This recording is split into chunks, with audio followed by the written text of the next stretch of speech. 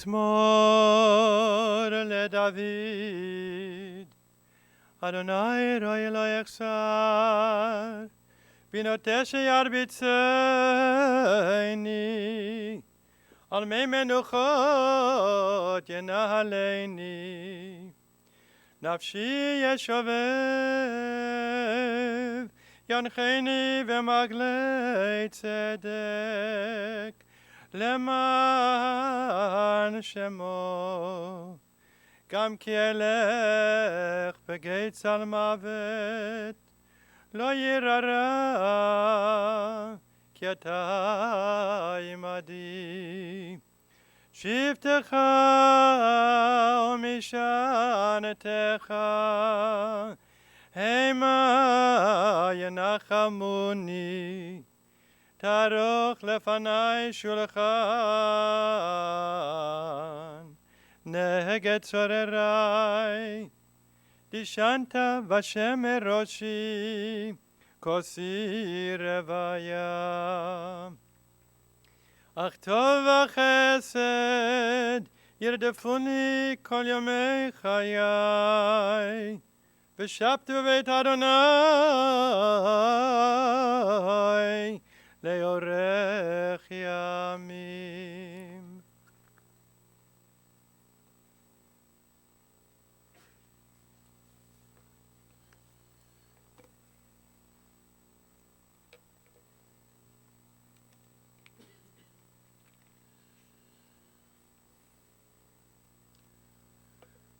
Today, we are here to pay our respects and honor and celebrate the lives of two very special people.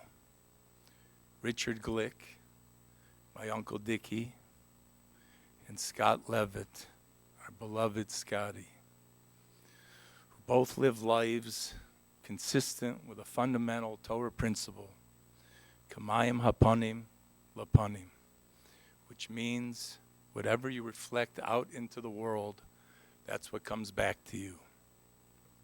My Uncle Dick and Scotty brought so much love and so much light into this world, and we can feel that love in this room today. The other day, Jeff asked me, how are we going to get through this difficult time? I thought about it, and I really didn't have a great answer. But as I look around this room and feel the tremendous outpouring of love, I know we're going to get through this together. The rabbis tell us the best place for a person to go is to a funeral. This seems very counterintuitive, but the reason is a funeral gives us the opportunity to learn from the lives of the deceased. It gives us a chance to get our priorities straight and allows us to refocus on the real priorities of life. How much more does that apply today when we are honoring the lives of two such special people, so giving, so loving, two people with such big hearts and such impeccable character. As a family, we stand before you humbled because we know that there are no words that could ever express Uncle Dickie and Scotty's greatness and how special both of them truly are.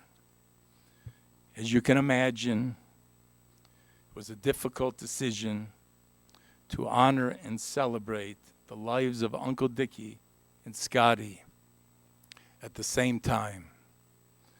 But the entire family, Lori and Doug, Jeff, Steve, Stacy, and Annie Lane, they all felt that this is what Uncle Dickie and Scotty would want. Because the two of them shared such a special bond, and there was such an incredible mutual love and respect between the two of them. It's one thing to have impeccable character. It's another to be able to pass that on to the next generation. Uncle Dickie and Annie Lane passed their values and character down to all their kids and all their grandkids, and each one of them are very special.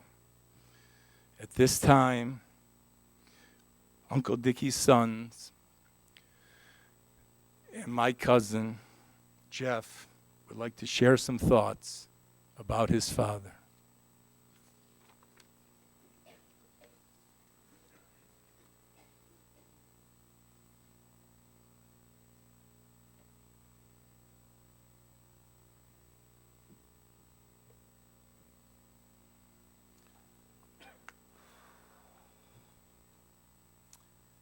The outpouring of love and affection from the community of friends and family for these two special souls have been overwhelming. My father, affectionately known as Dickie, and my nephew Scott will both forever live in my fondest of memories. I love them both more than words can ever describe. They lived very different lives. Dad had a chance to experience the world, sharing so much with all of us over his long and wonderful life.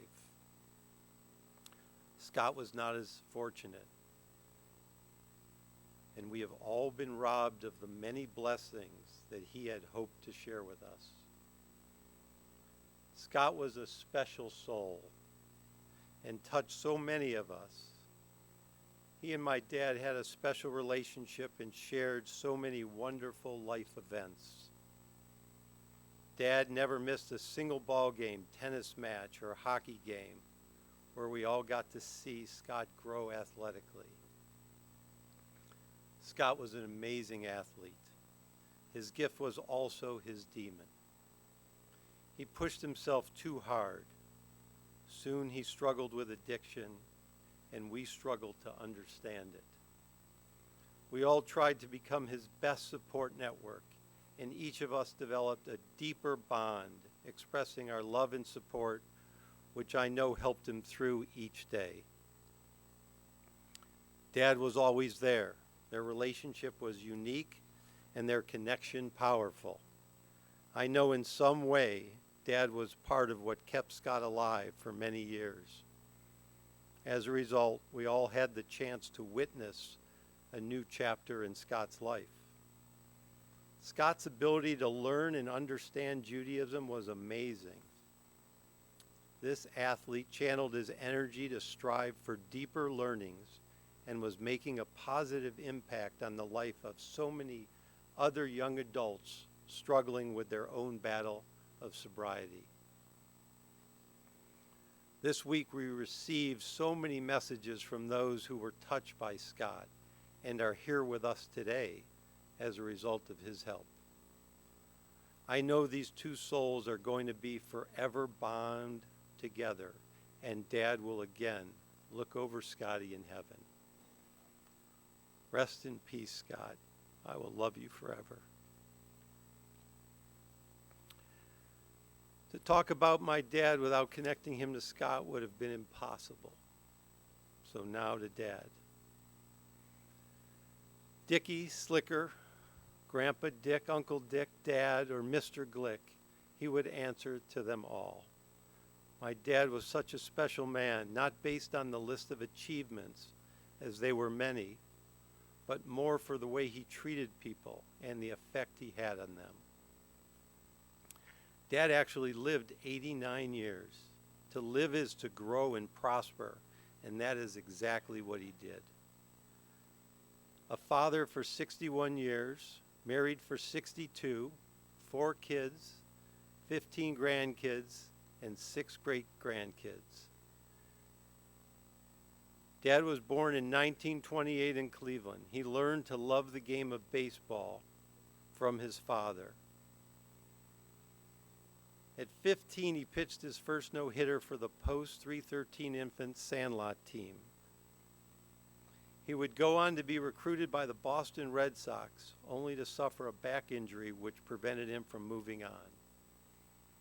At 17, he lost his own father and began working in the women's garment industry.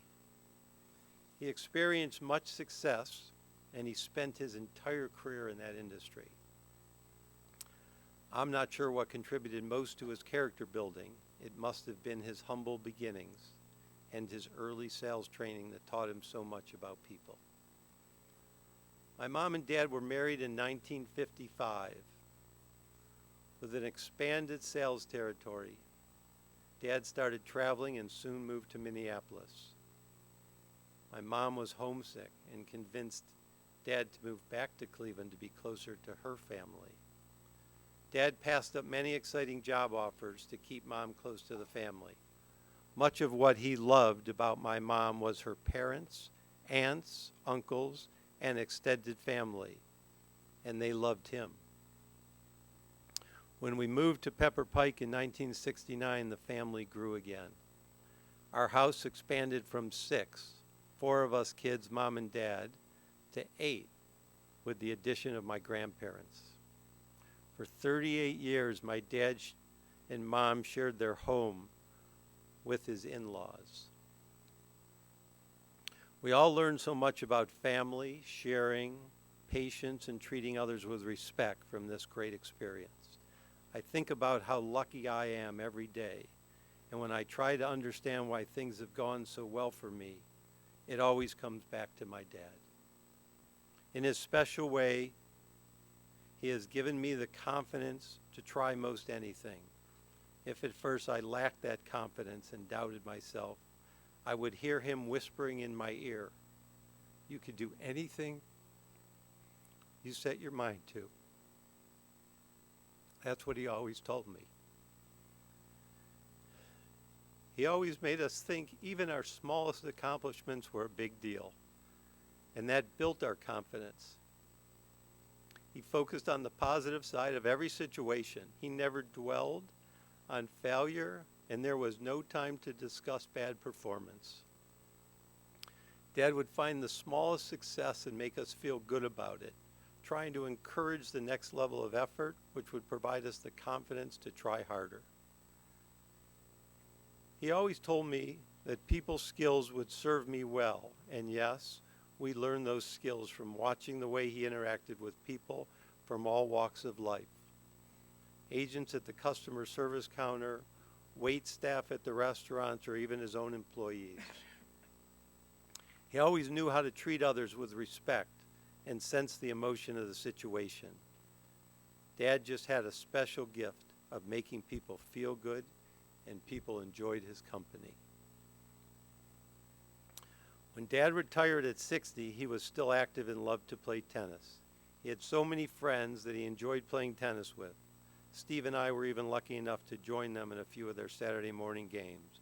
We enjoyed his friends, and he enjoyed ours. Reality was, Dad spent all his time after retiring going from one event to another. He went to tennis matches, baseball, basketball, hockey, football, volleyball, and countless school plays for the girls. He was the best cheerleader a kid could have. My dad not only watched his grandchildren's games, but he went to as many great nieces and nephew events as well. Dad had a relationship with all the kids, grandkids, and their friends. Many of you are here today because of the relationship you had with him. He truly enjoyed getting to know each of you, and from the comments I have received this week, I am proud to say you all enjoyed him as well. These last few years with Parkinson's were tough. Dad progressively struggled to walk and moved from his cane, then to a walker, to eventually a wheelchair. Even though my mom wanted to keep him walking on his own, because Mom knew as long as she could keep him moving, she could keep him alive. Mom and Lori were his primary caregivers. Some might have thought he moved in.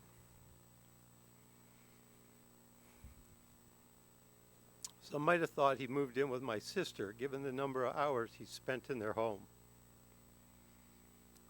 Lori is an amazing daughter, a sister, and most of all, a mother. She too learned the gift of family and lives it every day. Dad gave us all that gift, and we have all been lucky enough to share this blessing with our own children. As I wrap up, I want to provide a special shout out to Dakota and Sophie for both deciding to move their bat and bar mitzvahs to Cleveland to make sure Gramps could experience them. Austin, Lara, Marnie, Brianne, and Nikki, thank you for sharing the gift of grandkids with Dad. Nothing made him happier to see the next generation beginning to grow. And to all the grandkids, cousins, and extended family, all 150 of you, thank you for loving him so much and letting him love you back. We will forever be grateful for his warm glow, his soft touch, and his sweet smile. I love you, Dad. I hope you too now spend time with your own father after 72 years. I'll call Stevie.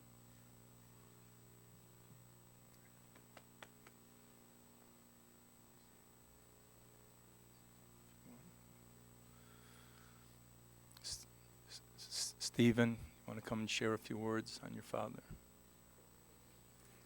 I saw you hiding behind over there.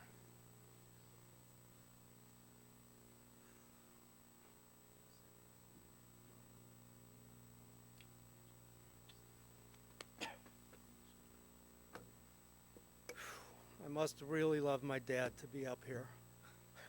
This is like my worst nightmare, getting up in front of a bunch of people. Anyhow, thank you all for coming and supporting us today. You're all here because in some ways, these two souls have touched your lives. I was privileged to have these two people as such powerful influences in my life. I am the son of a kind and humble man. I, too, was the uncle to an extraordinary young man who I loved like my own. I will forever miss you both and carry your love in my heart until my dying day. Scott, there aren't words to adequately describe the depth of affection we feel for you. You challenged me by word and action and made me reach for answers I never would have needed to explore. Yes, your life was short, but you lived it with so much passion. You taught me so much. My biggest goal in life has always been to make my father proud. Every achievement, large or small, was always followed by a call to Dad. Hearing someone say, "You are so much like your dad," or "You remind me of Dick," was certainly the ultimate compliment. He set a high bar to aspire to. His father died at 52 when Dick was only 17. Although he didn't have the benefit of a college education, he was charming and willing to work hard. He traveled extensively and told us great stories of simpler times and of learning his profession. He quickly worked his way up the ladder, landing positions in management. His ability to relate to people made him a natural sales manager. Dick was a powerhouse in his profession, running some of Cleveland's premier ready-to-wear labels. At one time, he was offered a prestigious job in New York, but ultimately turned it down because of the love of family was his highest priority. At the age of 12, I learned who my father really was. I was doing a report on clothing manufacturing, and was riding around the Dalton facility on an early model electric scooter. As I stopped to take photos, I would get the inevitable question asked, "Who are you?"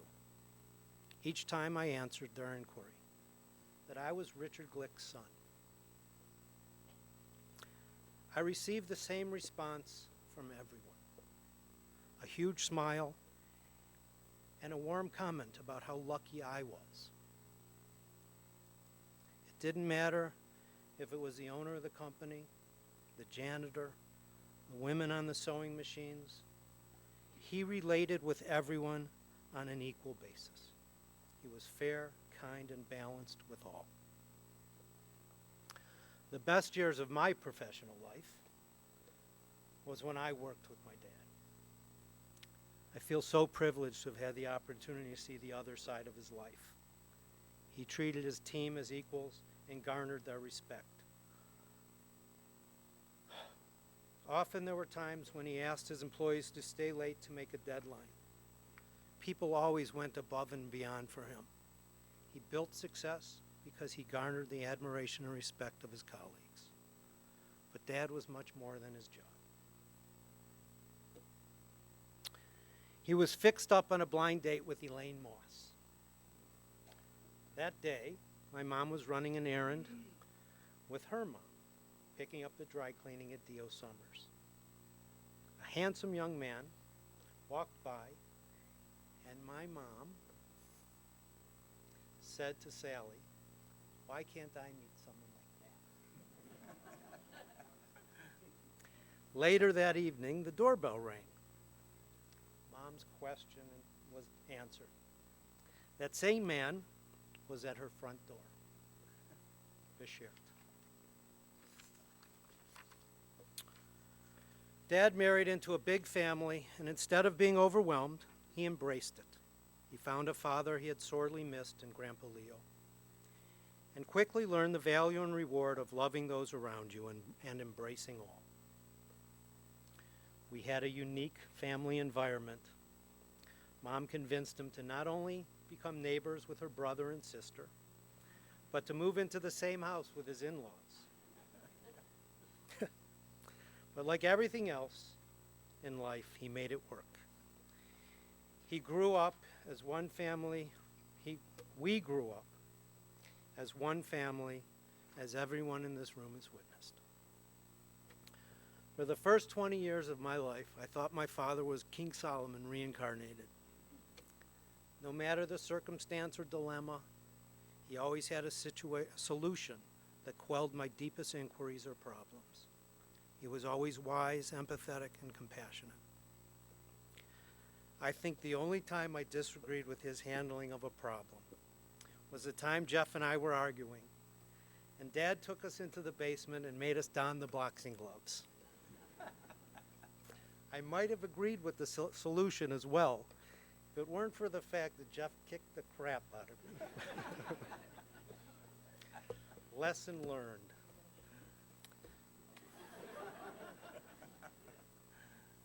Dad had a love for baseball that he shared with his father and mother. He passed that on to his kids and our kids as well. His competitive spirit was passed on through the generations. No matter the sport, he somehow managed to become a fan. He loved watching and coaching his kids and grandkids. There wasn't a game, even during his work hours, that I wouldn't look up and see him. He passed that on to all of us. I sneak away at every opportunity to see my kids play. I think his only downfall was his passion and ultimate emotional investment in his kids' games. My favorite story was the time Dad argued a call from the playbook. Of course, he was correct, but ultimately he was ejected from the game. As Dick walked into work the following day, his secretary of 20 years, Ruth, told him her son had thrown out his first coach while umping a pony league game. My dad paused and asked to see Ruth's son's picture, to which he replied that coach he kicked out was me. Ultimately, Richard Glick was filled with the definition of his last name, good luck. He had a friendship with Jimmy, Donnie, and Bobby for 86 years. He had the love of his brother Bob and sister Carolyn. He had the love and admiration of his family, too many to mention. He had a love affair with his wife, a lifelong love affair. He taught me how to be a man, to provide and to put my family first, and to walk humbly. I'm 58 years old. And there isn't a day that goes by that I'm not incredibly proud and blessed to be Dick Glick's son.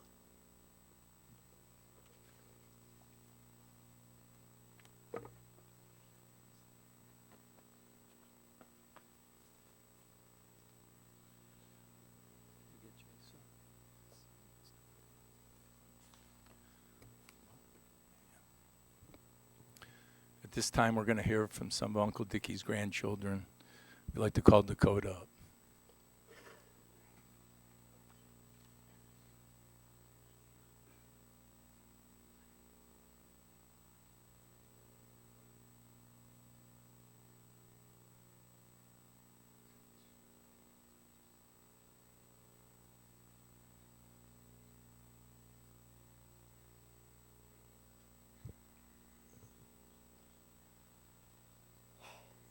Hello, and thank you all for being here. The group gathered here today speaks volumes about those who we are here to honor. I want to recognize that there are many cousins who could be up here to speak about what it is to be Richard Glick's grandchild, and it was Grandpa Dick's nature that each of those relationships was unique and immeasurably special. Instead of trying to relate the nature of the relationship I shared with my grandfather, or trying to speak for all of my cousins, I want to reflect on what we have all lost and what each of us has learned from Dick's example. There's a concept I've thought about a lot in the last few days. It's called transactional memory. The idea says that we keep some memories in the minds of others. This could be as simple as a spouse remembering where you put the keys, or the memories held by close friends. We store little bits of ourselves in those we love. And when we lose them, we lose a bit of ourselves. But even more, we lose a version of ourselves. Ourself, the way that that person saw us. I think with the loss of Grandpa Dick, we have lost the best version of ourselves, because that's how he chose to see us, as our best selves. In experiencing this loss, I think we must reflect on the gifts Grandpa gave us and the lessons he taught us. I can think of no better example of a life built to be full and lived with joy than Dick's. Dick showed us to live by finding people you love and binding them to yourself and to each other. I think the loss of his father taught Grandpa Dick to cherish and hold fast the bonds of love. In finding my nanny, Elaine, he not only found a partner to cherish for the rest of his days, but new parents and siblings to love as well. Our place, the home he built with his new family, is the reason my family is not 5, but 150 and growing. That home taught us to live in community and to be family. It was also the reason I have spent every vacation of my life in Cleveland.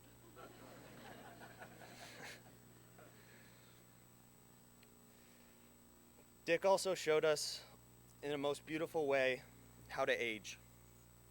It couldn't have been easy to feel unsure on his feet or to deal with nausea so much of the time in these last few years. But Grandpa Dick always seemed to be happy to be along for the ride. Sure, it wasn't comfortable, but every day was beautiful, and he never resented a minute of it. Dickie loved seeing his daughters become grandparents, seeing his grandchildren experience the joys and trials of parenthood, and watching his great-grandchildren grow. A few weeks ago, when I was here last, Dickie held Asher, Noah's son. Dick told me it had been a while since he had held a baby, and the smile on his face was one of simple and honest joy. All of us will talk about Grandpa Dick's way with people. I think that amazing way he could make anyone feel special and loved was rooted in an honest love of people.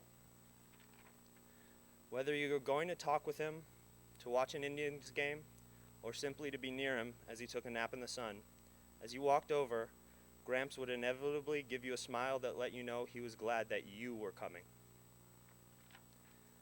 I think he delighted in all of us, our challenges, our hopes, and our growth.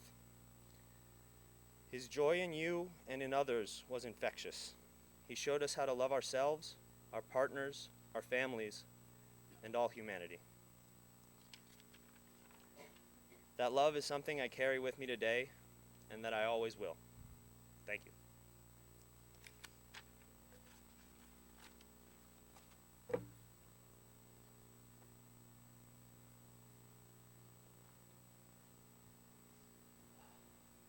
Now we ask Jason and Casey to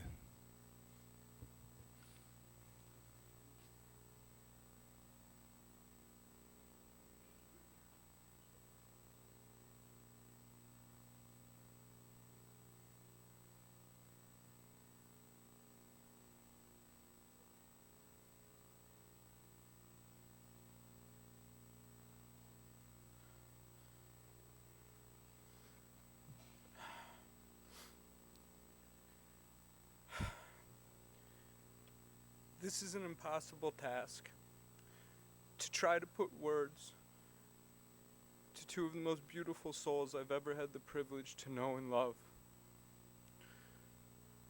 My family is a strong one, and I know the memory of Scott and Graham will live on through our love forever. Nanny and Grandpa made the perfect team. They picked up and carried the torch for Nana and Grampy. No matter how trying the time, they found a way to keep our family whole. Gramp took so many roles in our lives. He was our coach, our mentor, our confidant, and our biggest fan. He never missed one of our games or one of the girls' plays. Him and Nanny were permanent fixtures and became quite famous amongst our friends. People gravitated towards Grandpa because he had a way of making people feel special. His smile and his sense of humor were infectious. He always knew the right words for every situation. Our family is different than most. I'm sure everyone here knows that. We have no distinctions within our family. Cousins are siblings, grandparents are parents. His role in our life is not that of a normal grandparent. We didn't do planned get-togethers. We were always together. When we went on family vacation, it wasn't just us. It was the entire clan. Grandpa's leaving behind a legacy. He's leaving us with the love he gave us in his life, and now it is our turn to continue his legacy and love as much as he did. To my brother, you are my hero. You are my best friend. I've lost my heart. Nobody in this world knew me like you did. I spent my entire life trying to be like you. Everything I've ever done has your stamp all over it. You were a shining star that burned too fast, but the impact you had on so many lives will be with us forever. This world will not be the same without you. I love you more than words can tell. Stay gold, pony boy. Stay gold. I want to leave you with a letter that Scott wrote to Grandpa on his birthday this year. Lately, I've been thinking a lot about the people in my life that are indispensable to me. My grandpa Richard Glick has been one of those people. My gratitude is beyond words. You mean the world to me. And even though we live far away, your guidance, sense of humor, and overall love of life inspires me to be a better man every day. You've taught me so much. I only hope one day I can become as indispensable to as many people as you have. Your light shines so brightly on all of us. Happy birthday to one of the greatest men I've ever known. May Hashem bless us to celebrate many more simchas together. Love you, Grant.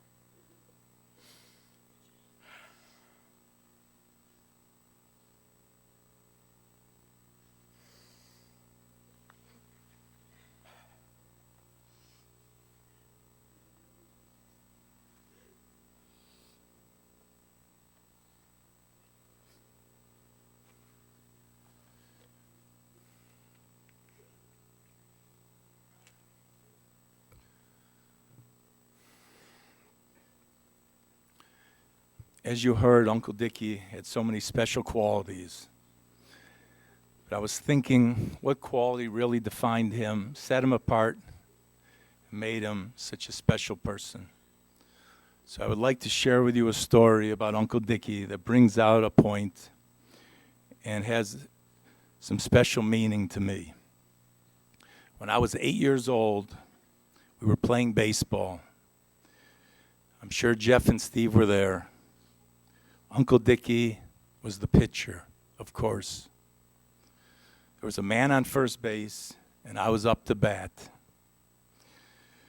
I was this scrappy kid, determined to hit the ball out of the park. I had my helmet on, and as I stepped up to the plate, the count was 3-2, a full count. Uncle Dickie was on the mound, staring at me, with that usual sparkle in his eye and glow on his face that I'm sure you're all familiar with. He went into the pitcher's motion and turned sideways with his back to first base. I will never forget this. He looked at me, and then he looked over his shoulder to look the runner on first base back to first base. I vividly remember that smile on his face when all of a sudden he kicked his leg way up in the air like Uncle Dickie's style. And there came the ball right down the middle of the plate.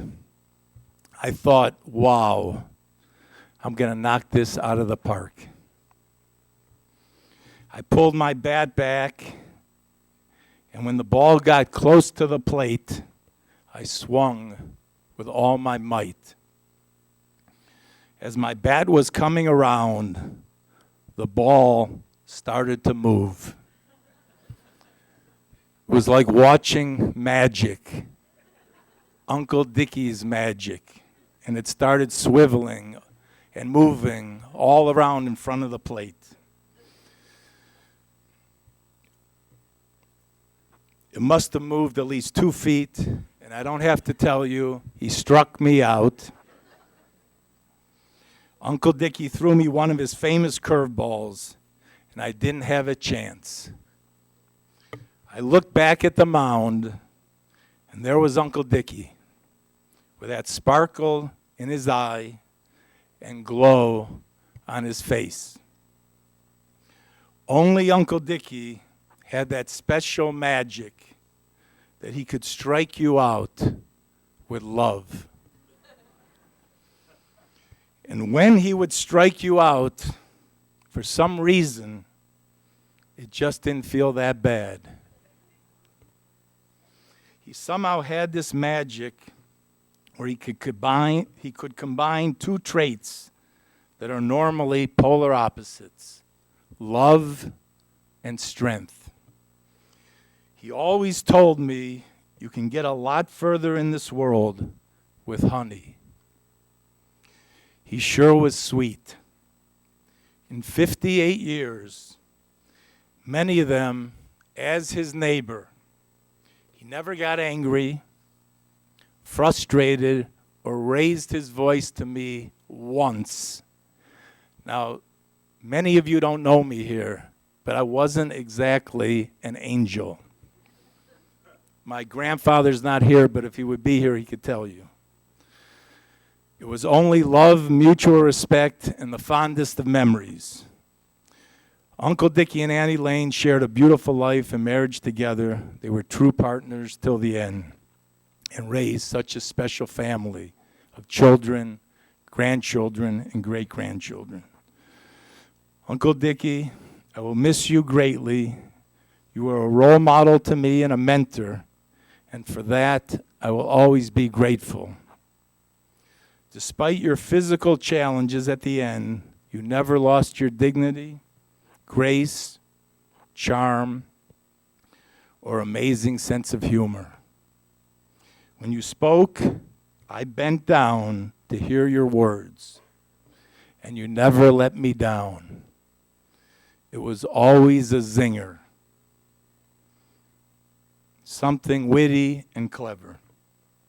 I was amazed how much my kids loved you and how excited they were when you and Annie Lane would come over our house to visit. Those special memories will always be in our hearts.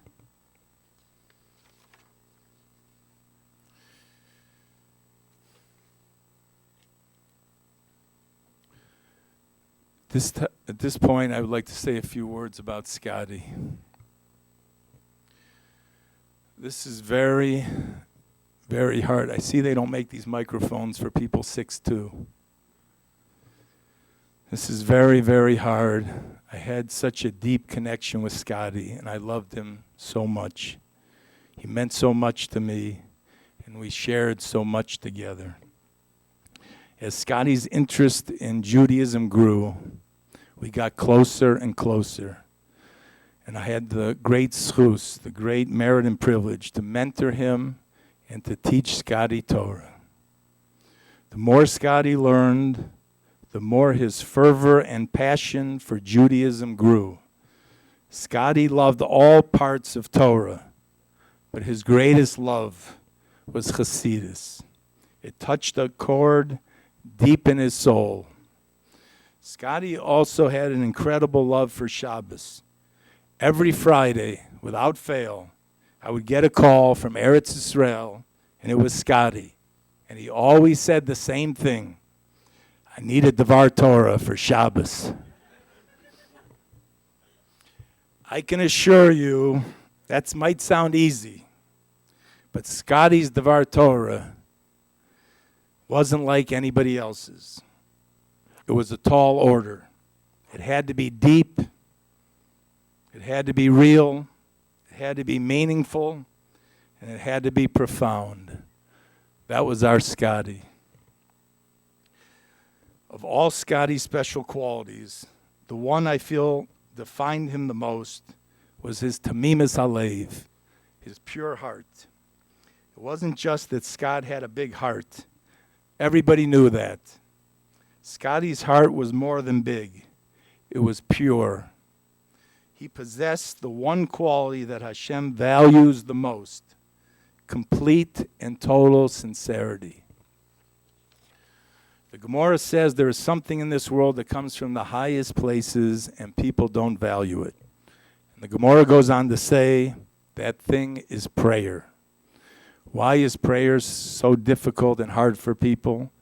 Because prayer is a service of the heart. And the heart is where we make our connection with Hashem. Judaism for many people is dull and lifeless because their hearts are closed. Scotty's pure heart enabled him to connect in a very deep and profound way. Rabbi Dessler in Sefer Michtav Meliahu says there are three types of people in this world. There are givers, there are takers, and there are people that pretend to be givers, but in the recesses of their heart, they're really takers. Scotty was definitely a giver, but he was much more than that.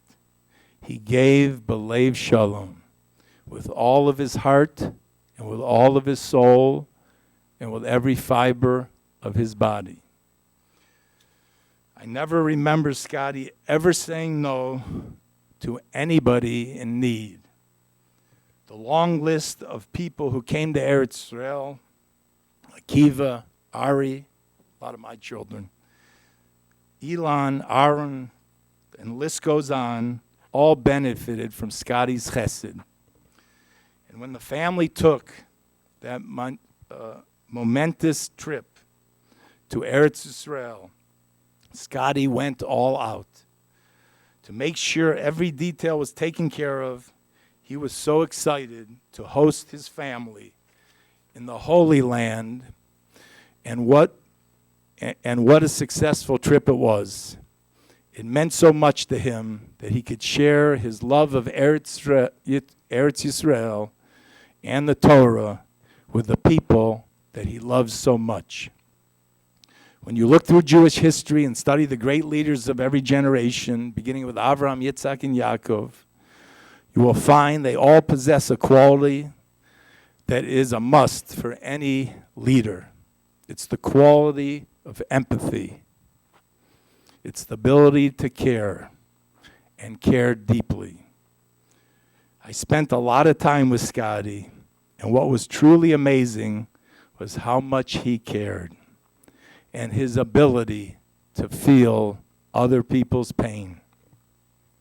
When Uncle Dickie was suffering, it was so hard on Scotty. Scotty's love for his family knew no bounds. And despite his own personal challenges, he never stopped caring and worrying about each and every one of them. Jason, Noah, Nikki, and Shannon, he loved you dearly, and I know you loved him. Thanks so much for always being there for him and never giving up on him. Lara, I want to personally thank you. You love Scotty, you recognize his greatness, and you stuck by and supported him in his most challenging times. For that, we will always be grateful. Lori and Doug, what can I say? My heart goes out to you. You guys are the most loving and supportive parents possible. Lori, you know your tefillahs, your prayers kept Scotty going year after year. Nothing but a miracle. Scotty loved you guys more than anything in the world. You had the merit, Lori and Doug, to bring a very, very special soul into this world. But for reasons we can never know, Hashem decided to bring Scotty back home.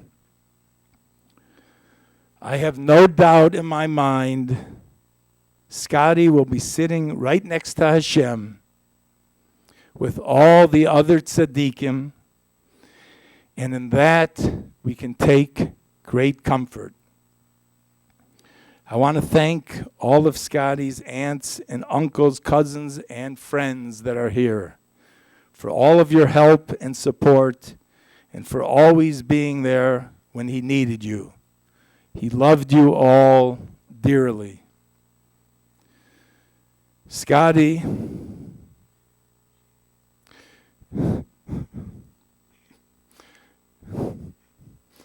I will always miss the special times we shared together, learning Torah, Shabbos, Yontif, davening. I will always miss you. Please watch after our entire family, and I know you will. Scotty, I spoke to you the week before you passed away.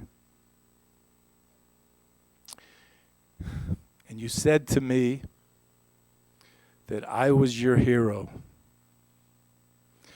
Scotty, you got that wrong. No.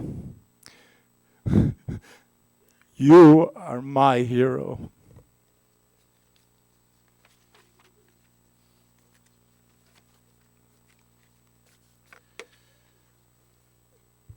At this time, I'd like to call Andy Lefkowitz, a very, very, very close friend of the family and very, very close friend of Scotty.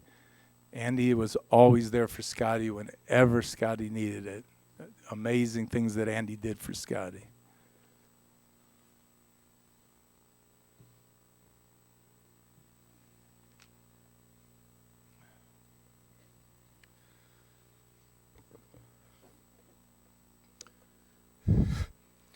It's an honor to stand before you today as we remember two men who were so loved by so many. I knew Dickie for almost 50 years on many different levels. He and Elaine were the best of friends with my parents. We lived a few houses away from the compound, which was like a second home to our family. I even knew him through some of his business associates. I saw him interact with hundreds and hundreds of family and friends. And in all those years with all those people, I never heard one person say one negative thing about him. And you could say it was his nature, because we all know that Dickie was one of the sweetest people we're ever going to meet. But I think it was deeper than that. I think it was, as Chaim said, it was a sense of strength and a sense of discipline, because he never had to have the last word. He always avoided confrontation, and that was a true inner strength that he had amongst the many, many sterling qualities that he possessed. And as I was sitting here, I just wanted to raise one other that I hadn't really thought about, but I don't know if it was from his humble beginnings or it was generational, but we all know that Dickie went through tough times in the last couple years. He never complained, not once. He went through indignities that most of us can't imagine, and he just never complained.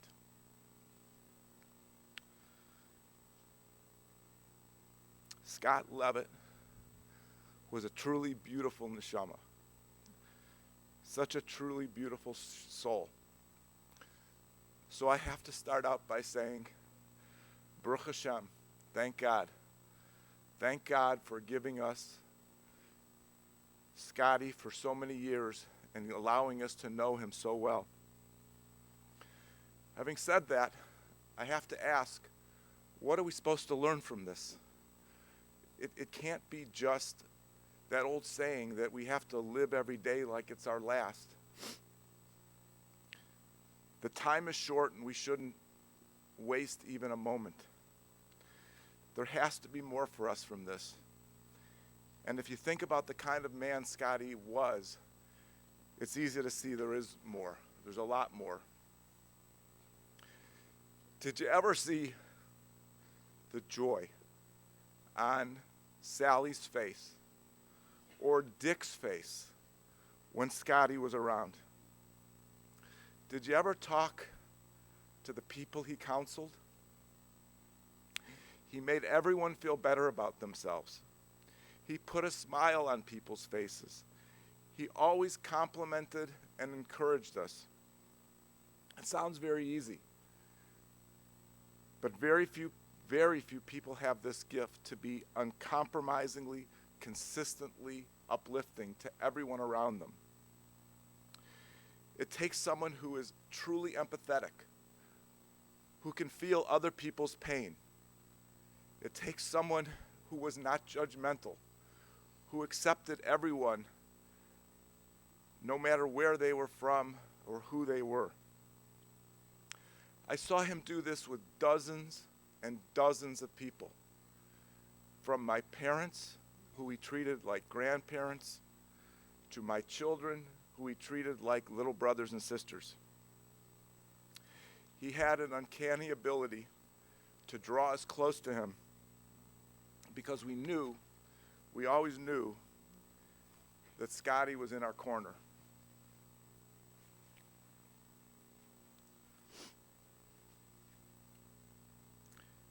You know those people, when you tell them something good happened, they give you that half-hearted congratulations, they don't really mean it? Scotty was exactly the opposite. His enthusiasm for everyone else's success was so vibrant you could feel it. He rooted for everyone to be successful. And he was so especially happy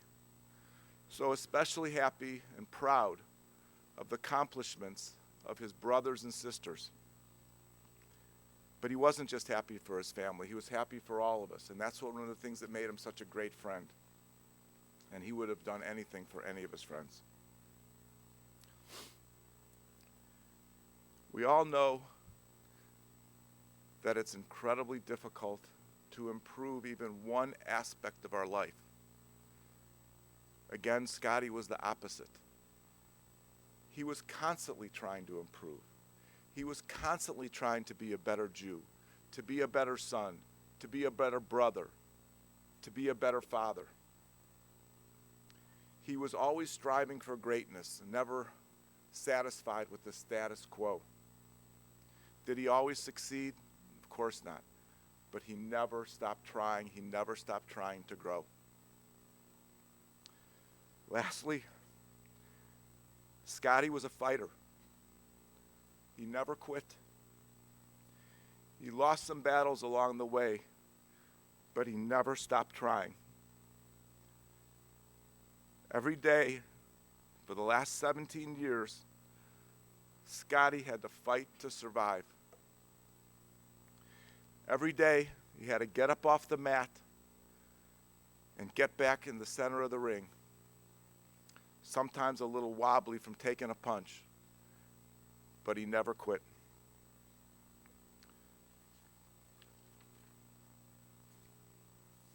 And through it all, there was always that smile. Scotty had an incredible smile. He lit up the room. So what greater legacy could there be? To leave us with goals to be achieved. To make people feel better about themselves by being less judgmental and more empathetic. To be joyful for the success of others. To be a great friend. To be involved in trying to become a better person. And above all, and beyond all, to find the courage to fight through the challenges that we all encounter. At the end of the day, Scotty heroically battled adversaries that just couldn't be defeated. But he was truly heroic. And he was for sure someone I think that we can all learn from.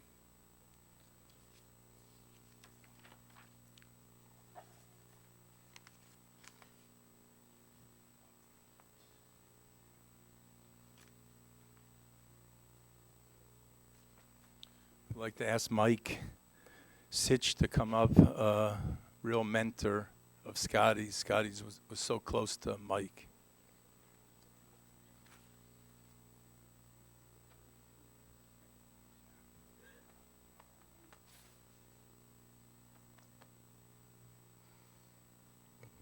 Hello, everybody. My name is Michael Sitch, and probably a lot of you don't know me, but I know you. And the reason I know you is that these two families have been in my life as long as I can remember, and I'm 66 years old. And the reason that I'm even standing here today before you is because my parents always took me to the dentist, and they took me to the most wonderful dentist in the world. His name's Dr. Levitt and Dr. Levitt. They're the only two dentists I've ever had.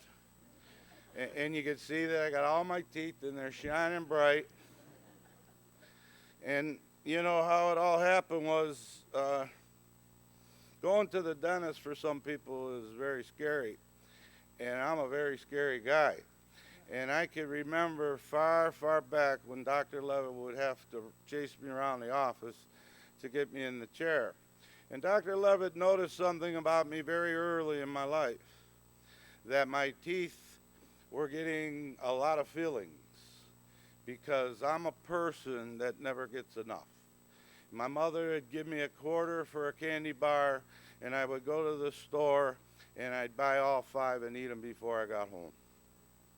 And he would tell me, Michael, you got to brush, you got to floss, and your teeth are all filled up with silver. My poor parents had to pay for that. But one day, when I was 41 years old, I sat in the chair. And all those years that I went to him, he was always putting this gooey stuff in my mouth and taking it out and cleaning it off and taking it somewhere. And I didn't want to ask him because I figured it was something real serious. And I was afraid that maybe the answer wouldn't be pleasable to me, so I just stuffed it down. And one day he came out with those teeth, and he said, Michael, he said, I've been taking your teeth to the world's greatest dentists at the conventions that I go to learn to be a better dentist. And he said, you know, they all said the same thing about you. And what I'm about to tell you is that honesty without compassion is brutality. And what Dr. Levitt did nailed me to the wall. And what he told me that day, he says, you know, every dentist I ever talked to that I showed your teeth to said the exact same thing. And I said, well, what's that? And he said, this man or whoever's teeth they are either has an eating disorder or is an alcoholic. And he said, Michael, I don't want to pick either one of these. But he said, you can. And you know, I went to Hollywood, went to all the stomach doctors and got looked at. And when I'd awakened, they all had the same look on their face that Dr. Levitt did. And what that man did for me that day was save my life. Because I didn't get it at first, and I didn't get it for a long time, but I got it now. Because that man was so honest with me, he loved me so much, he told me the truth. And I had to get arrested a couple more times before I really got the message. But when I was sitting in that jail, I thought about that time that he told me that. And that was the start of my road to recovery. Because when I came out of that jail, I joined Alcoholics Anonymous and started helping people. And the reason I did that was I felt that I owed, because all of my life I was a taker. You know, I never felt good enough. I never felt like I had a purpose in life. I never felt anything but ashamed. Until I met the Levitts and the Glicks and all of you. Because by Dr. Levitt putting me in that seat, I came back to him and he said, I need you to do something real important for me now. And I said, anything. And anytime anybody asked me, you know, how I'm doing, I tell them I'm doing great. And it was because of Dr. Levitt. And what he asked me to do is he said, could you help my grandson? I said, are you kidding? That's all? And he said, that's all. And by helping the love of my life, Scott Levitt, I got the opportunity to meet all of you. And Grandpa Glick over there is everything that people described him and some more. Because whenever I'd meet with him, he'd make me feel like a giant. He even wanted to go in business with me because he never really knew me real well, see. My father was a jeweler, and I got an eye for jewelry. And Mrs. Levitt is a real good jeweler. But Uncle Stevie gave us an opportunity to get into Pandora, and we went shopping for our store, and we were very disappointed. We didn't get one. I think God knew what he was doing then, too. But began a friendship and a smile and a twinkle that's in the Glicks, in the Levitts. And when I feel the way I do here, it's hard to say this. But what these people have done for me has molded me into what I am today. And what I did for Scotty was a privilege and an honor, and he touched me and moved me, because when you give Scotty a project, he would go all out until he broke out into exhaustion. And he got real far away from me because he began his life, and he, like Jaime said, he started to study and find out about his religion and his God. And it made me feel good, you see. Because what happened was when I first got the call, I had talked to Dickie on Friday. And Dickie was calling to tell me about Grandpa. And then it turned on kind of Scott, and I said, you need to call him and tell him I haven't heard from him in a while. My phone broke, and I got one of those real smart phones for a real big dummy, and I couldn't get my contacts, and I couldn't get anything to work on this phone. I touch it, it lights up for a minute, and then just right when I'm about to know what to do, it goes dark again. And all of a sudden, the phone rings, and it's Dickie. And I was so glad to hear her because I was looking for a number, and I was going to call her because I know she loved her brother so much. She would do anything for her. I can remember I'd go to pick up Scott, and she was going to do yoga with her brother. She apparently stayed up all night with Scott and said that she could help him through yoga. And he loved her so much, he didn't want to disappoint her. And, you know, I get over there, and we got appointments, and we're working together, and she's rolling out her mats. And I'm going, oh, man, am I in trouble. I don't want to be the one to say, look, Dickie, we're so behind, and we got to make some money here, and I got to get them out of here. We got to go to a meeting. And I just looked at Scott, and he's looking at me like. He got in the car, and he felt so bad that he broke a promise to his sister because that's how he was. He would screw up, but he would feel it. But he never quit. It's not how many times he fell, it was how many times he got up that impressed me. You know, everything that man did brought me to you people, and every one of you has touched me. And you know, when I hear that word love, I hate it because I know it's going to hurt somewhere. And when they told me my friend had died, I thought they were calling to tell me that Grandpa died. And it was like my whole world stopped. And I had forgot everything that you people have taught me. And I went and did something real bad because I was hurting. And my whole life I was telling Scott, you don't need to do that. It's not going to help. And I wanted to see if I was still spiritually connected to Scott, and I went to the casino. I said, okay, buddy, we're going to get a lot of money, and we're going to get through this. And I stuck it in there, and I lost it. And I made everybody in my life worry about me. My wife called all my friends, my pastor and everything, said he's going to drink, he's gambling, he's out of control. And the fact of the matter was, it worked. I heard Scott say to me, hey, you dummy, you've been telling me my whole life not to do that, and here you are doing it. You think I'm going to let you win? I said, yeah, you're right. I said, what do you think I should do? He said, Mike, go do what you're good at. And I went over to the Levitts and saw all he is, know all he is. Like getting old, don't know all your names and everything, but I know all the stories. Hung around with Scott for 25 years. I know his mother, I know his dad, I know everybody in here that I may have not have met you personally, but you've touched me because I heard the stories by being around the people. The reason I love this family as much as I do, that I took this on because I never knew the meaning of love until I walked into Levitt's home. Because the Levitts and the Glicks and everybody else in the world gathers there.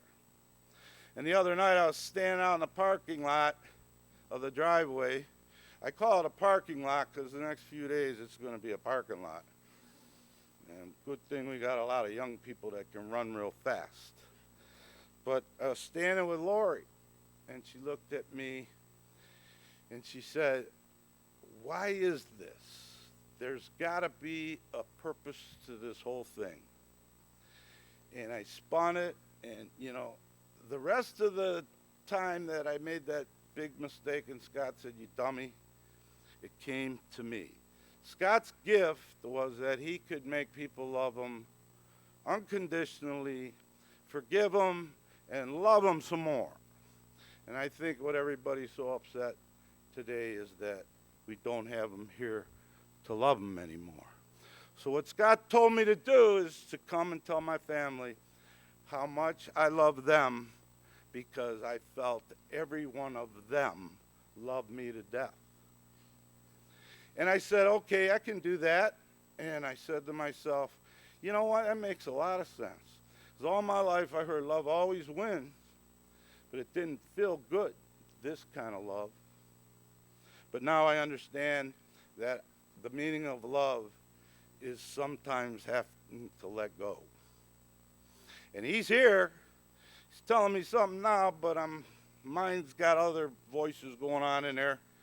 But the one thing I want to say in closing is that he loves all of you so much that God told me that too. And by walking with Scott, as long as I did, I will miss him dearly. But he'll always be with me, and he'll always be with you. His mother asked me, what is the purpose? And I couldn't answer it right then. And that's very unusual for me, because a lot of my friends are here, and they ask me questions, and they know for one thing for sure, they will get an answer.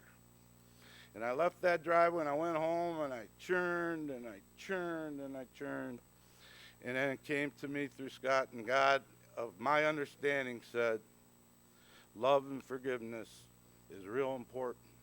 And those are the two hardest things for me. I'm a stuffer, and I get mad, and I don't want to love, and I don't want to give. And, you know, this program has taught me to not be a taker and be a giver.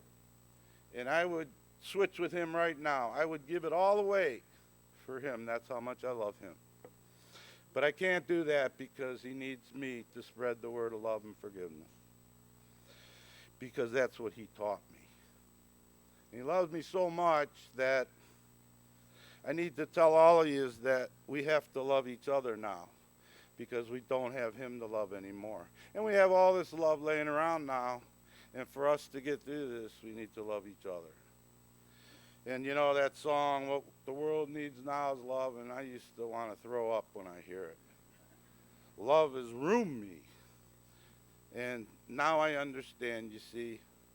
I didn't know the meaning of love, and I didn't know my purpose in life until I came here. You see, God works through people. He worked through all of you to get to me. And you see, God picked Dr. Levitt to pick me to help his grandson, nobody else. And Grandpa Glick got wind of it because his grandpas loved him more than anything in the world. And Grandpa Glick had one of those wonderful smiles, and you're right, when you were around him, you felt like you were worth something. But better yet, when I'm around all you, I feel like I am worth something, because it's you that motivate me to love him, and in return, he gave me all of you people.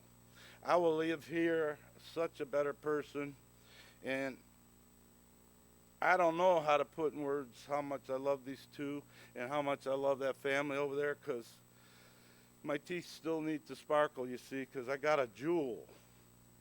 And he handed it to me now, and I got to polish it and keep it bright. And if I don't, I will fall too. And I know one thing for sure, it's not how many times you fall, it's how many times you get up. Thanks for allowing me this time, and thanks for loving me. God bless you all. Love each other. Go here and get around these people, because this one hurts hard. Thank you.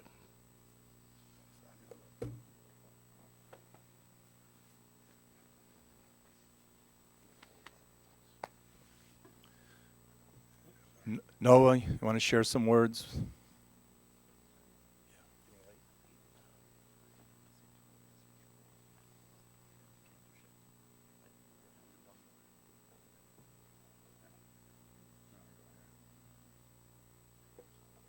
Thanks for coming. I wrote Scott's eulogy prior to Grandpa passing away, so I don't have many words for Grandpa, but thank you for everyone who spoke for him. I love Grandpa more than anything in the world. My heart is really filled with pain. I have come to peace with the feeling that Scott's hardships and struggles have come to an end. It's really hard to talk about this, but Scott and I had a rough last 6 months. For the first time ever, I was feeling like I was done, like I was ready to wash my hands of his problems. As a new father myself, I felt, how could you do this again? How could you fall into the same problems that you faced for so many years? The truth is, Scott was powerless over his addiction. He loved his family and friends more than anything in the world. All he ever wanted to do was prove to his family that he was doing better or accomplishing goals. With all the outpouring of love and support I have seen over the last few days, I now know the addiction was God's plan. Because of it, Scott touched so many lives. He made a difference in this world for dozens of people. He is the reason others have gotten sober and are alive today. He is the reason that those people will go on and have families of their own. He touched so many people on such a deep level. I only wish that I can find the meaning in my life that Scott helped others find. Years ago, Scott wrote to one of the cousins, "A person doesn't have the ability to help himself, even if he is such a wise man that he has cured others in the past. A person cannot free himself from his personal prison. He needs help. We all need help. We all need love. We need to know that everyone is suffering, whether they know it or not. I thank God for my suffering." Scott's personal struggles ran so deep, but through it all, he found such a sense of meaning in life through his struggles. Addiction can be so painful for all involved. It is not a condition that is diagnosed at the hospital. The compassion you receive from others is not the same as other diseases. Many times you are looked down upon by society. Parents are made to feel that they have failed as parents. Brothers and sisters see the pain, agony, and disruption it causes. And worse, the addict feels so much shame. They feel like they have let everyone down, and the choice is only theirs to stop using. Scott did feel such a sense of disappointment in himself and not living up to what he thought he could accomplish or what others once thought he should. It loomed over him like a black cloud. Scott's pain is felt by millions of people. He was an avid member of many sober communities, spending a ton of time wherever he was, going to meetings, and being a part of those communities. I hope we can learn from Scott's death that we never know the extremes of our neighbors' struggles, and we should do all we can to show compassion and give love to everyone around us, no matter what we think of their pain or struggle, or if we think our pain is greater than theirs. Scott loved so deeply and touched so many souls. His life and legacy will live on forever in Israel, in London, in America, and in thousands of meeting rooms across this world. I'll just finish with a quote from one of Scott's favorite Grateful Dead songs.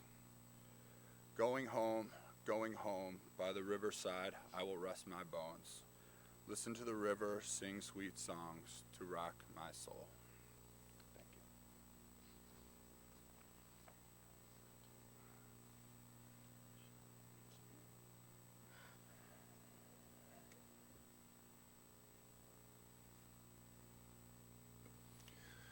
At this point, we'd like to ask Doug to come up and share some words with us.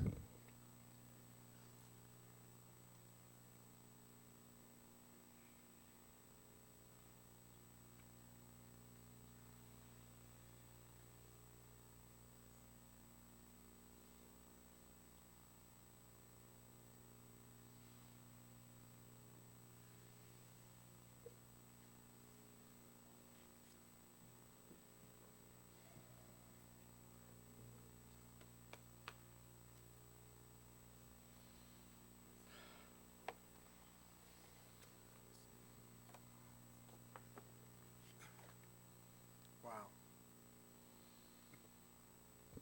I'm not 6'2".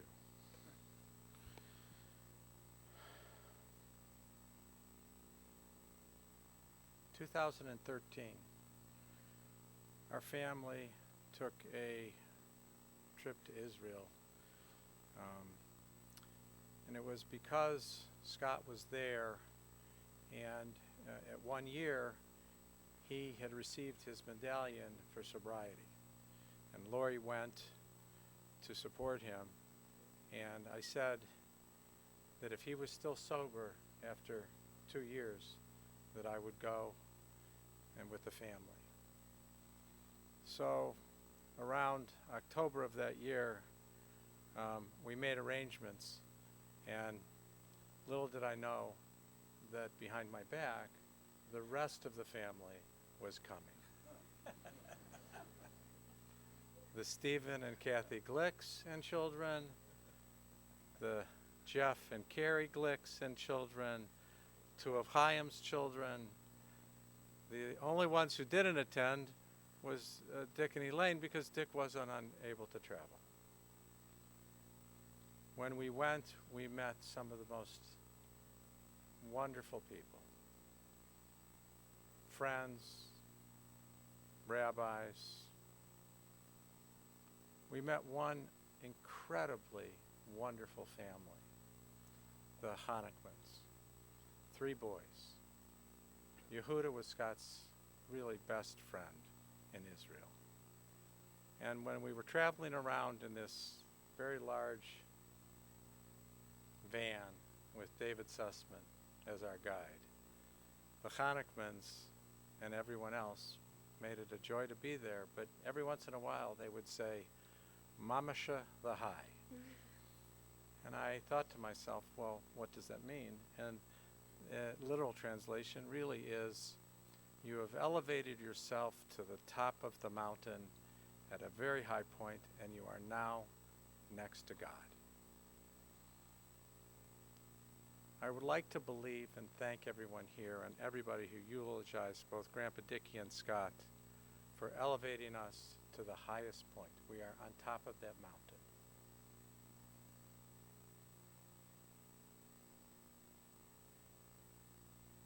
It is comforting to have everybody here helping us through this painful time. I especially want to recognize my wife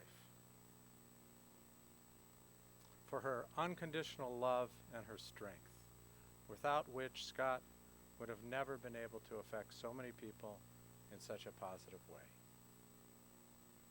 I want to tell my family and my children, we are going to get through this together. When Scott passed, I was certain I didn't have the words to stand up here and comfort my family and to properly and respectfully eulogize Scott's life.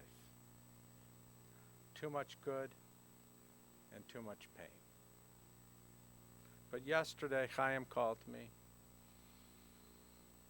and said he thought I should say something.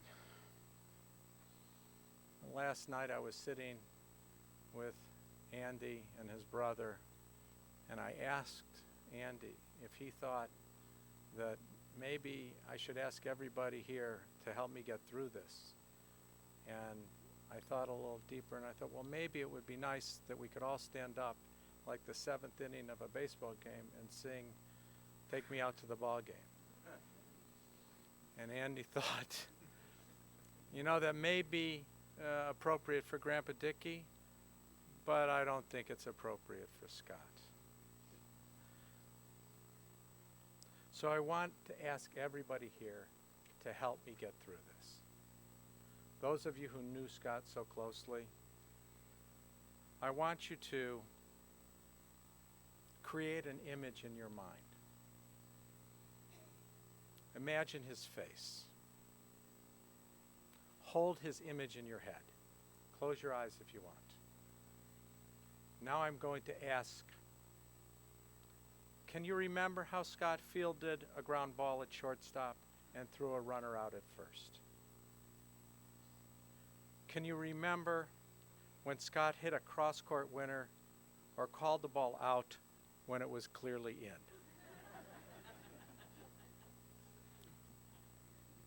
Can you remember skating at Thornton Park, Monday open night skate, all of your siblings, all of your cousins, skating circles around Uncle Jeff, wearing that red Shaker sweatshirt?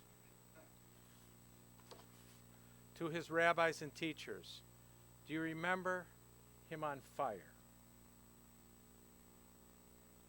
Learning the week's Parsha, or his face draped in his tallis at the Wailing Wall? Can you picture his smile or remember his laugh? Do you remember his leads at meetings? Do you remember him embracing another addict, showing him the big book, and helping him live just one more day? Can you remember the excitement in his voice when he greeted you? And do you remember the joy on his face when he was with his son? These are a few of the memories of Scott that I will always cherish. I want to conclude with a poem wrote, I believe, a year or so ago. As my life seems to fade away, my heartbeat reminds me that I'm still alive. Remember that breath of calmness. Untouched innocence has been destroyed. The air still breathes, the sun still shines, but life seems to fade away. Will they remember me now that I'm gone? Will they remember the twinkle in my eye or the warmth of my heart? I will never forget the pain, the constant reminder of emptiness and the unbearing loneliness. I am still here under the same stars as you, wishing we were together. Please, please, give me one more chance. This love is forever. Thank you.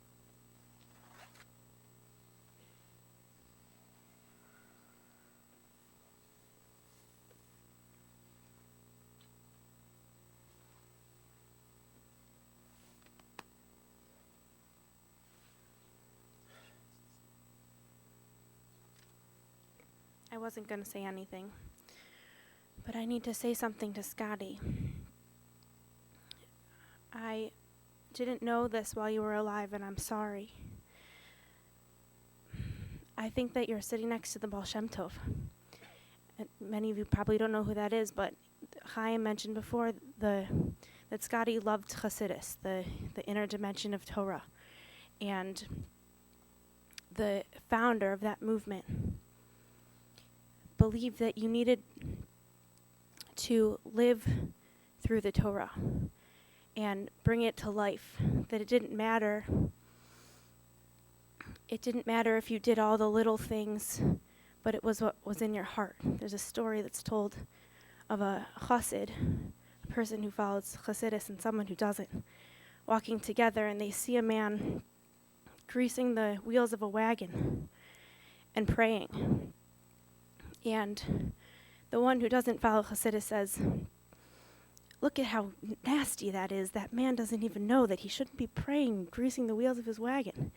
And the Baal Shem Tov looks up to the sky and he says, "God, your children, they love you so much. They can't help pray while greasing the wheels of a wagon." And this man, the Baal Shem Tov, he changed the world. And I truly believe now, at the end of all this, after our years of struggle as a family, that Scotty's soul is on that level of the highest people that ever lived. And I'm proud that you are my brother. I'll cherish you forever. And I know that you're here and you're watching over us forever.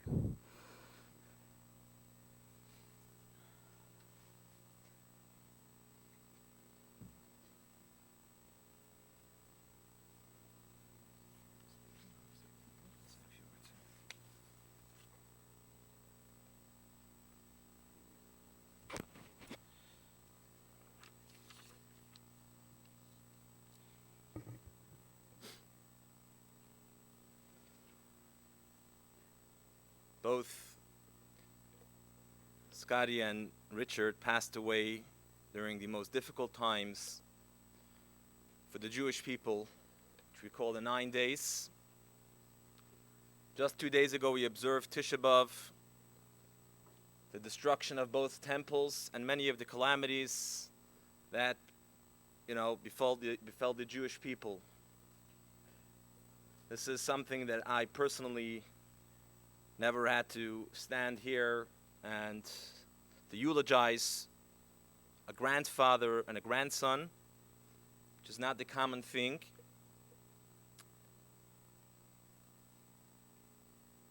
These are sort of tantamount to the two temples. But as Nikki just mentioned about, and Chaim mentioned before about the special love that Scott had for Hasidus, for the inner dimension of Torah, and I do remember Scotty coming by to pray when he was in town. Scotty was 35 years old, he was in his 36th year. We know that the candles that we light on Hanukkah, the total that we light is 36. You also have the shamash, but the number that we light, starting with 1, the first night, and 2, together the total is 36. Those lights represent the inner dimension of Torah, the inner dimension of a human being. And those 36 candles represent the first, it was when Adam was born, it was 36 hours that the Oir HaGonus, the light, tremendous powerful light that was hidden, but it was there and around and shone the first 36 hours of Adam's life from Friday up until Saturday night.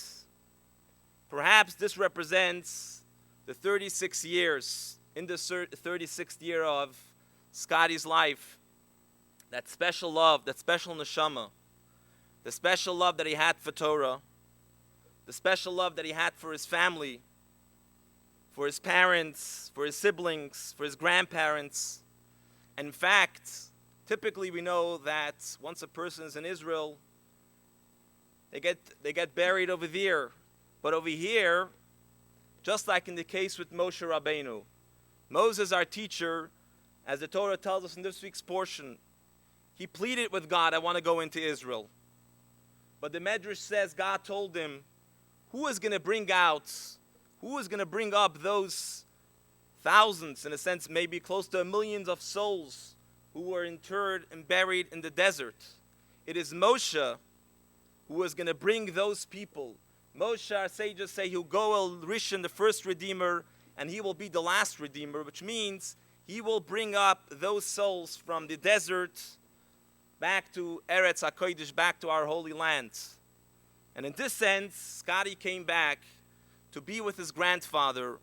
Ubechayeyem uvemoisam loy nifradu, as we say this in davening on Shabbos, in the prayer before the Musaf, in their lives and when they depart from this world, they never could detach. They're always together.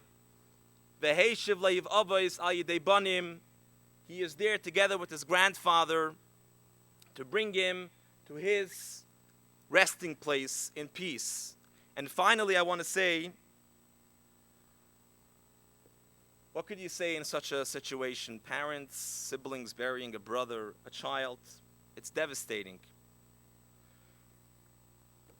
What comes to my mind is a story about Rabbi Mangel, one of the younger survivors. He lives in Brooklyn, one of the younger survivors from Auschwitz. He was under the hands of Dr. Mengele many times. He was less than 10 years old, and miraculously he survived. In one of his private audiences with the Lubavitcher Rebbe of blessed memory in Brooklyn, New York, 770 Eastern Parkway, he was there with his child, and they spoke, and then the Rebbe turned to his child and said, why do we cover our eyes when we say the Shema? You know, we say Shema Yisrael, we cover our eyes. And the young boy didn't know what to answer. So the Rebbe turned to his father and told him, we cover our eyes and we say, God Almighty, although we don't understand the reason for everything, we're perturbed, we're in deep pain. Why? Such a young person, beautiful wife, beautiful child. How does this happen? And yet we cover our eyes and we proclaim with tremendous faith and affirm Shema Yisrael, Hashem Elokeinu, Hashem Echad, that the Lord is our God and the Lord is one. Listen, O Israel. This is what the Rebbe told this Rabbi Mangel, who went through hell. And now, thank God, he was married with a child. And he said it always bothered him. He says, What was the message? Of course, he went through, what most of us didn't see. But it was only years later when his oldest son got married. Was married with a wife and one child, and he was killed in an accident, that Rabbi Mangel then understood what the message was from the Rebbe.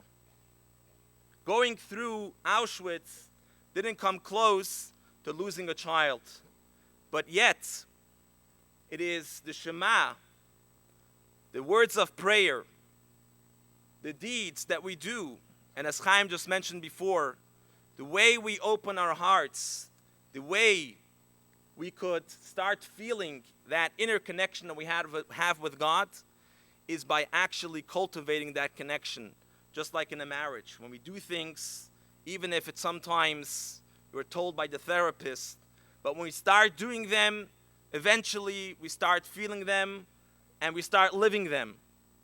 So we say Shema Yisrael, Hashem Elokeinu, Hashem Echad, like we scream out on Yom Kippur, because at this moment, the holiest day in the life of a person, when he returns back his soul to God, there's nothing that we could say, Manoimer Manedaber, what could we say, what could we speak? We can't explain and rationalize. We should ask questions. We could say to God, why did this happen? But yet, we stand firmly and we stand strong in our emunah and our faith with God.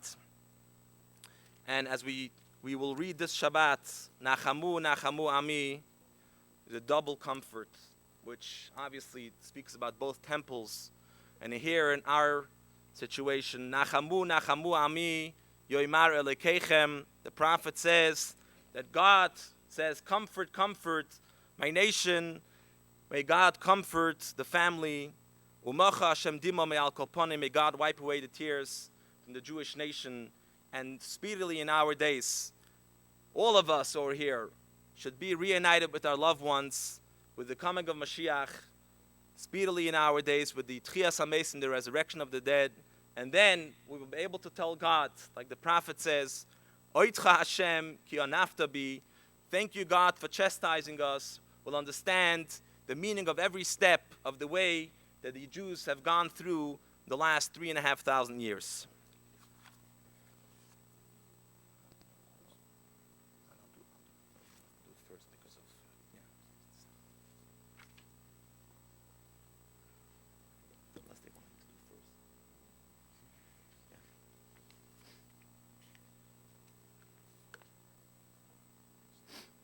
We rise for the memorial service. I will do for Scotty, and then we'll call up Cantor Schiffman to do the memorial prayer for Richard.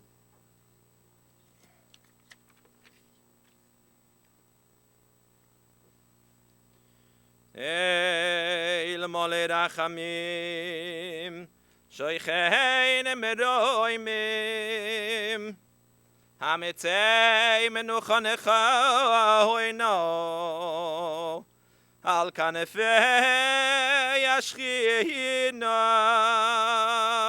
b'maloi sagdoish umutohoirim kizoar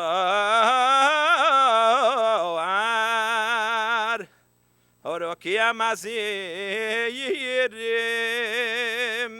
nes nishmas Chaim Yitzchak ben Leah, sholach li olamai, ba'avor shnot v'tzdoko b'daskoras nishmosoi, began Eden tei menuchasoi, lochein malo rachamim, yastirei b'sefer knofov, le'olamim, V'yitzroi b'tzroi rachayim es nishmasoi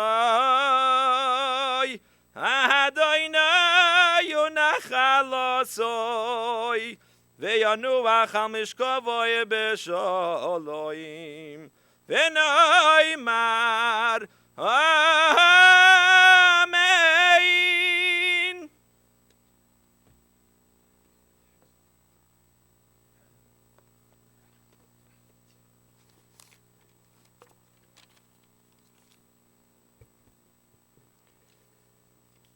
אלמלא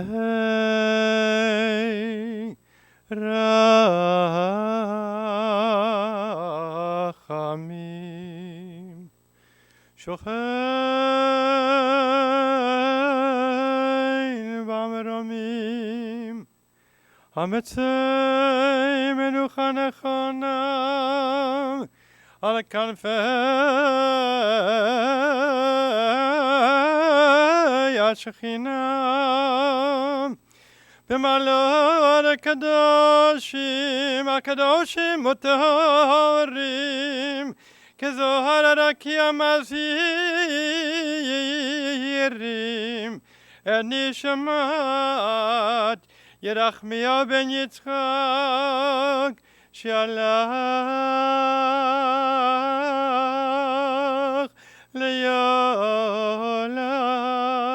לעולמו בעבור שנרבו צדקה ביד הזכרת נשמתו בגן עדן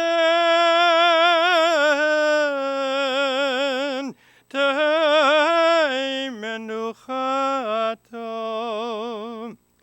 לכן ולרחמים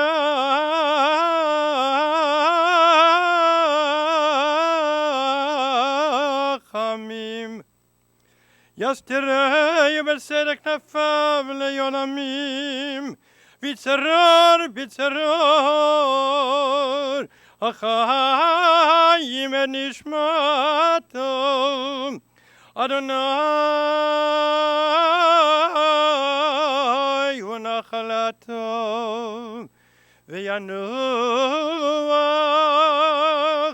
וינוח בשלום על משכבו ונאמר אמן.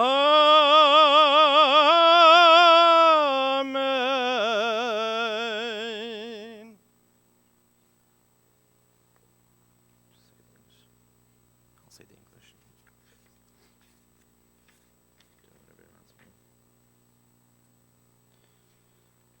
O God, full of compassion, who dwells on high, grant true rest upon the wings of the Shekhinah, the divine presence, in the exalted spheres of the holy and pure, who shine as the resplendence of the firmament to the soul of Chaim Yitzchak ben Leah and Yerachmiel ben Yitzchak,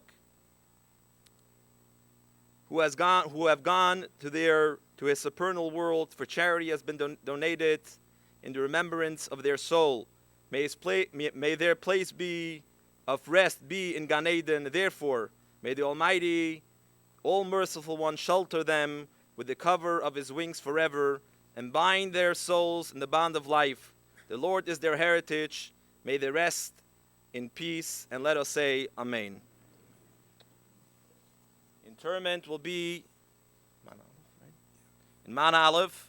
Family will receive friends at the Levitt residence, 2448 Suffolk. How do they pronounce it? Yeah. Suffolk. Yeah. Suffolk Lane, Pepper Pike. Tonight, this evening, from 7 to 9. Friday, tomorrow, between 10 and 2 p.m.